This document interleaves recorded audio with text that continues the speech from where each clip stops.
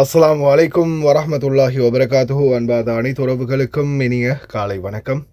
இன்றைக்கி அதிகாலையிலேயே நிறைய பேருக்கு அவசரமாக தூக்கத்தில் முழிப்பு வந்திருக்கும். ஃபோனுக்கு சைரன் அலாரம் வந்திருக்கும். இன்று அதிகாலை சரியாக 3 மணியிலிருந்து ஈரான் மீது மிகவும் மோசமான தாக்குதல் நடத்தப்பட்டிருக்குது.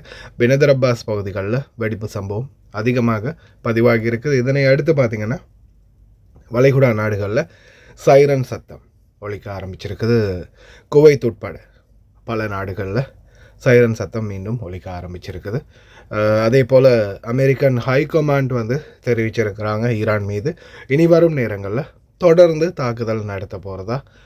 அனைவரும் கவனமாக இருங்க. இனி வரும் நேரங்களில் மீண்டும் பழைய நிலைமைக்கு திரும்பும் வாய்ப்பு அதிகமாகவே இருக்குது.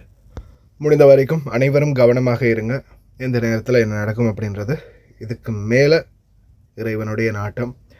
முடிந்த வரைக்கும் தெரிந்த நண்பர்களுக்கு வீடியோக்கள் கிடைச்சா ஷேர் பண்ணுங்கள். ஏன்னா நம்மளுடைய சேனலுக்கு நிறைய பேர் சேர்ந்து ரிப்போர்ட் பண்ணி வச்சுருக்கிறாங்க. அதால் என்னுடைய செய்திகள் யாருக்குமே போய் சேர்றதில்லை. முடிஞ்ச வரைக்கும் ஷேர் பண்ணுங்கள், உதவி பண்ணுங்கள்.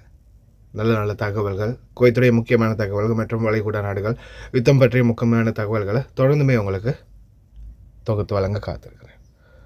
Commercial ships and put mines in the water. So the response to that is we're going to blockade your ships. If everyone's ships are not getting out, your ships are not getting out either. That's not an act of war. That's a defensive measure. It's a counter to what they have decided to do. You know what is an act of war? Putting mines in the water. Why don't the members of Congress, whoever it is complaining about it, they should be all over that. These guys put mines in the water. That alone, mining in the water is illegal, period, under any circumstances, and they've done it. This is crazy stuff, but this is what they've done.